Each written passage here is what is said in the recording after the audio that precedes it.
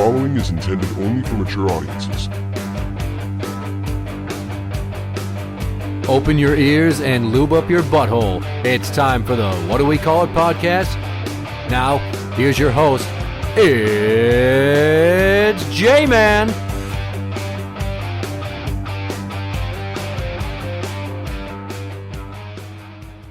Welcome to the What Do We Call It podcast. I'm Jmann. And I'm number one fan, Tim.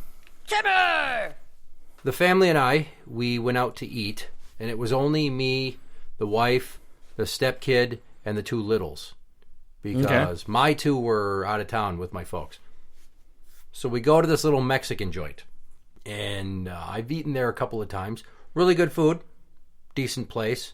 Is it near your parents' house? It is not. Oh, okay. I don't go to that one on account of the fact that the owners are the parents of that little Mexican kid on the mountain bike that ran into my fucking car that time. Okay, all right. Yeah. Because I've been there and I actually do like the food there. Oh, the food there is very good. I just don't like going there because I'm afraid that someone's going to recognize me and put some sort of Mexican voodoo hex on me. No. So we get into the restaurant and, I think it's the first time we've really gone out to eat since everything opened back up. And we start walking and she takes us to the back section and she puts us at a booth that butts up to the corner booth. In it is a couple. They're having a good time. They're laughing. The conversation is light, so it seems like they're on a date, not like a couple who has been together a while. Mm-hmm. Yeah. Because they're getting to know you chat. Yeah. Little loud for my liking, but whatever. I'm not going to raise a stink about it. And then the kids, the two littles, are just like fucking acting up. My 4-year-old daughter spills her fucking beverage on herself. Junior starts fucking throwing crayons. And I don't know what has happened to me in the last year and a half. I've always had an issue with being in crowds. Kind of gets to me, makes me anxious. Mm-hmm. But being in public, when the kids start acting up, I start getting really fucking anxious. Okay, you have to describe the anxious feeling to me. Because when I've gone out with like my kids when they were younger, it wasn't anxious in the way that I'm picturing it. It was, you better mind your fucking P's and Q's or you can go sit in the car. That's anger. That's not being anxious. Okay, so what are you anxious about then? As in I get amped up at all the ways that I think they're going to continue to make it an untenable experience and we're not going to enjoy ourselves. So I almost start doomsaying in my own head that they're going to act up so much that I'm going to blow my fucking stack. Okay, and get tossed out of somewhere. Is that actually anxious? Because I've gone through that when I've taken to the restaurant. It's like, okay, which one is going to do what this time? But I start getting nervous. I start not being able to think clearly. Oh, no, I think... no, okay. Then I don't get anxious. I start feeling my pulse start to escalate. And I just need to separate myself from the situation like I'm just overstimulated. Weird. Yeah. So the couple that is behind us continue to talk loudly, and that's just making it worse. Is the restaurant in general loud? No. No? Okay. No. They're just being loud because maybe they had too much to drink? Could be. Or they just don't give a fuck. Or maybe they're partially deaf and don't know how loud they're talking. That's my story. No, these were just the types of people that have loud voices. Okay. So, like this is number one fan. And the wife is like, well, let's just move over one booth. I'm like, that's not going to do it. She's like, what do you mean? I'm like, it's not going to do it. It's not going to fucking solve the problem for me. Because of these two, plus that. I can't relax because right now, my brain is going into fight or flight. Like I want to just fucking lash out and start throwing shit at people. I've never experienced things like that. Even when I get angry at people at a restaurant or whatever, they're just seem like they're just being dicks on purpose. This is why I avoid a lot of public places now. Because if somebody starts cocking off at the mouth at me, I'm not going to walk away. Not that I want to fight, but I'm not going to walk away. I might just stare at them and see how that affects the situation, but I'm not going to simply walk away. And if they keep fucking running their mouth and I'm trying to leave the situation, like that dude at Target a few months back, Mm-hmm. Yeah, remember telling him. I'm going to stop dead in my tracks while I'm walking away, and I'm going to turn around, and I'm going to start taking steps towards him or them. That's not the point of this story, though. I really wanted to ask them if they could keep their voices down due to some of the subject matter of what they were speaking about and that we had children. But they were there first. And I can't rely on the staff to do anything about it because it's a small family-owned Mexican restaurant. And what I mean by that is I have found that Mexican women are traditionally quiet, well-mannered, and not about to go and be like, oh, excuse me, the other table's complaining about the noise. Could you keep your voice down? Because the people with the loud voices are the types of people that will always say, I just have a loud voice. Wink.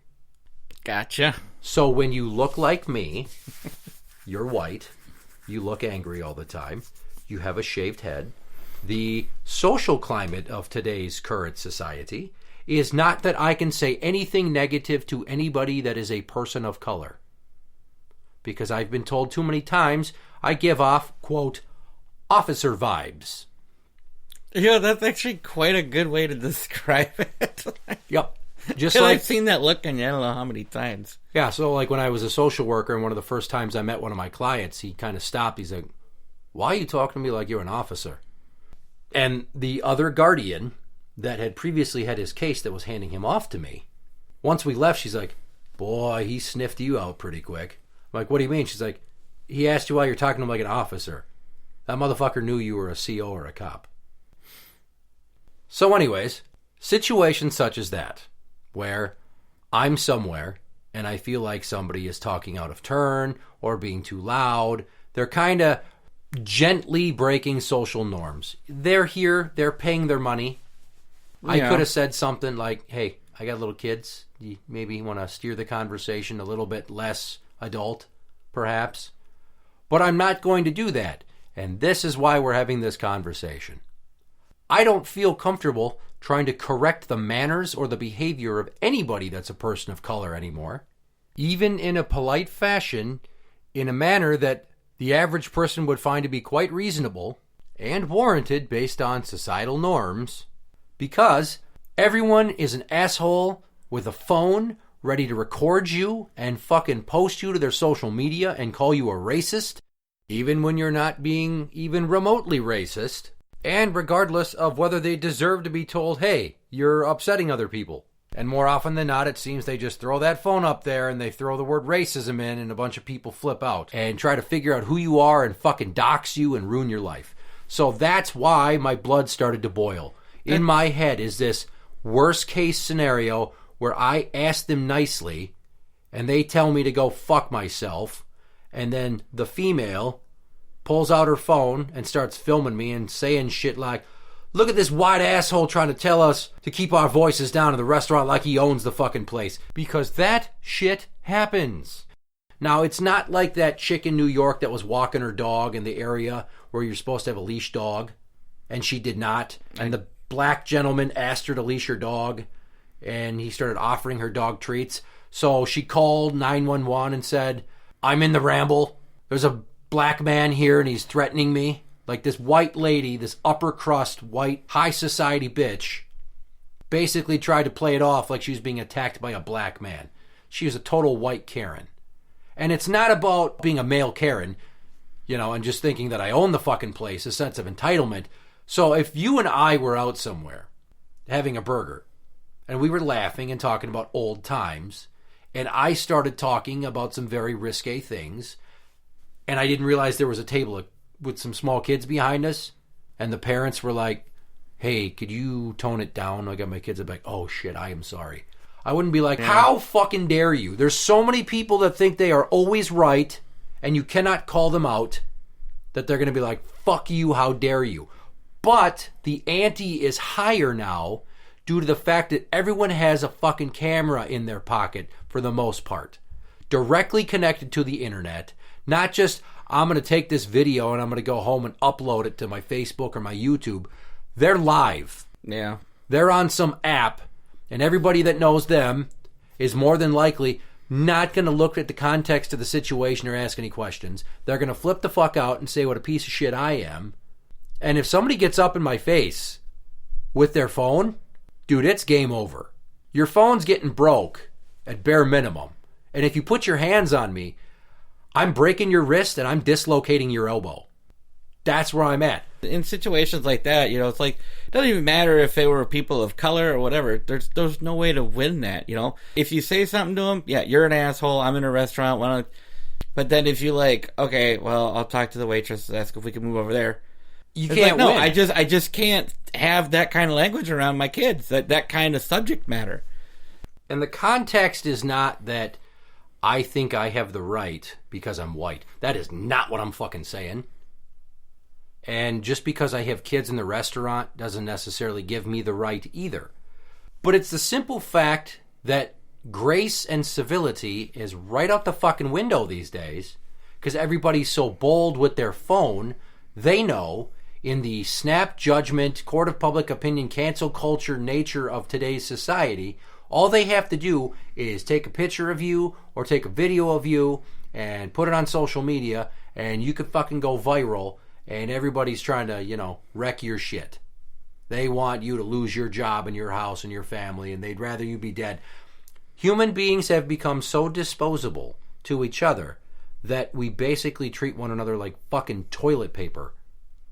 And it's all a matter of, or how dare you try to tell me how to act. And some people may hear this and know that I'm white, and there's a segment of the woke fiends that would be like, well, that's your white fragility.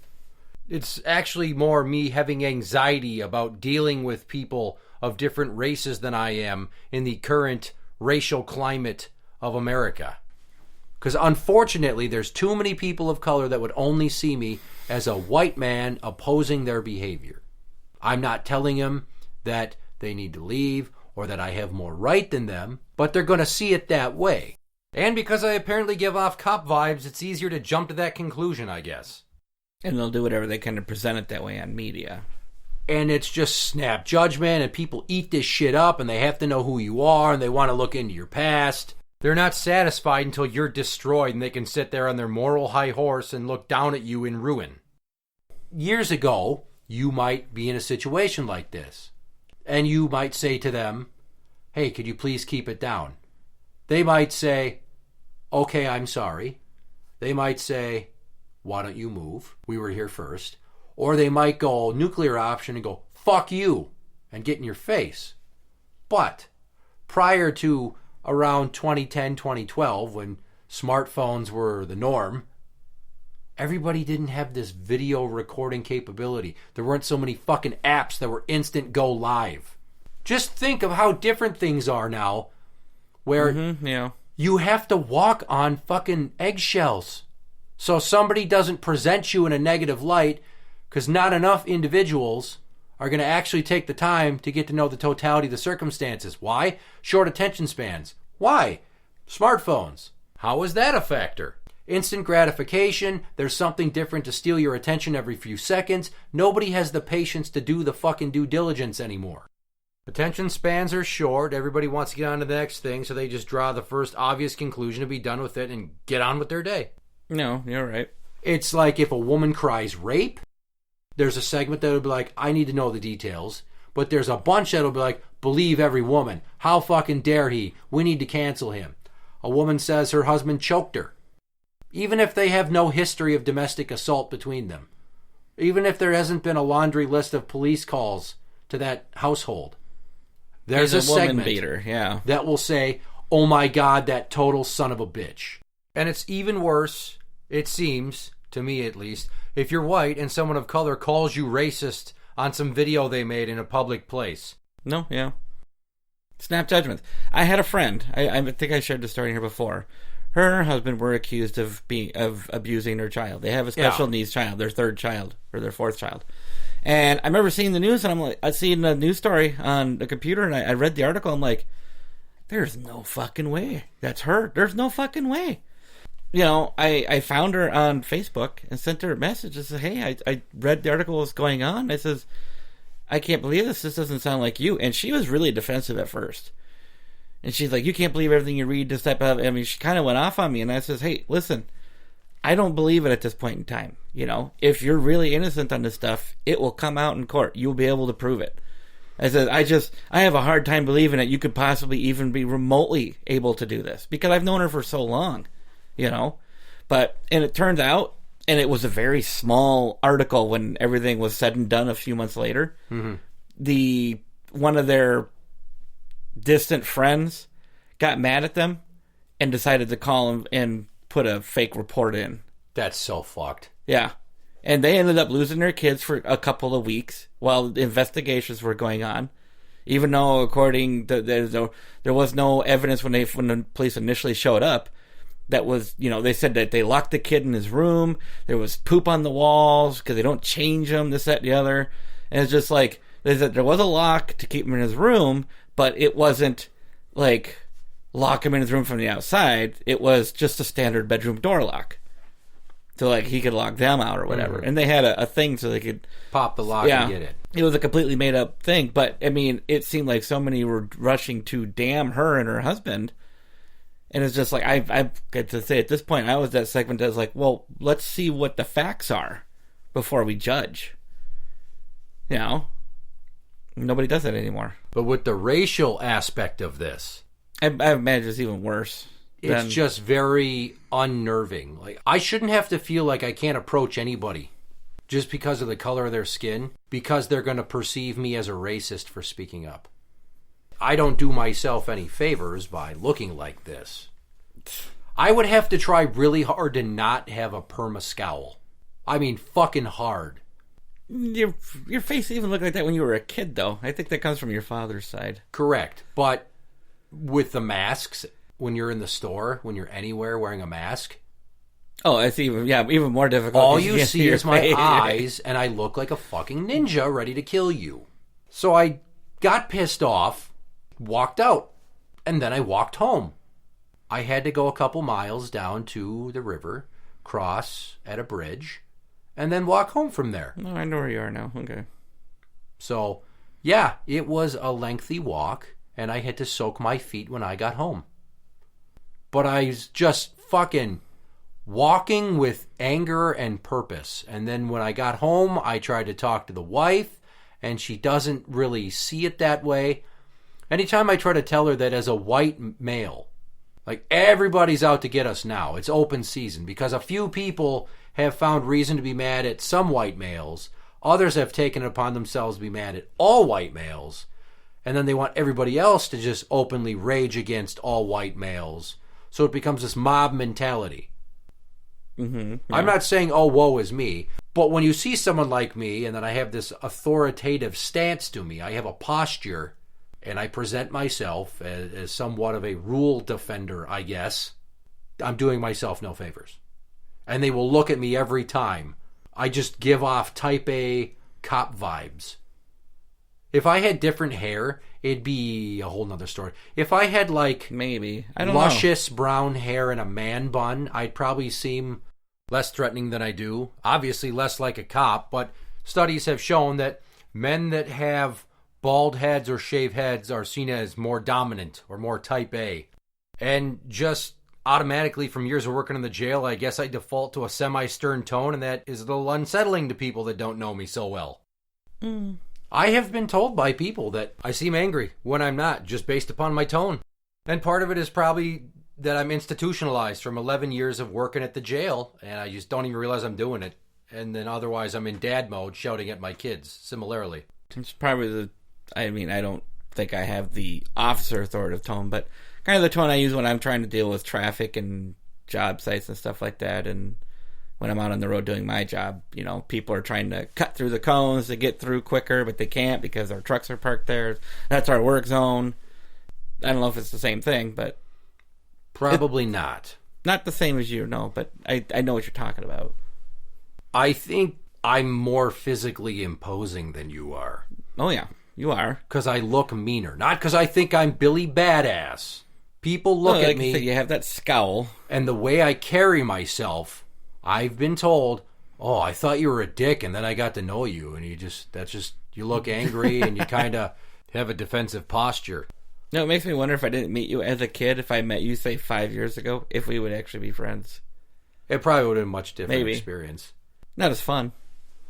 Right. Meeting you as a kid was a lot of fun.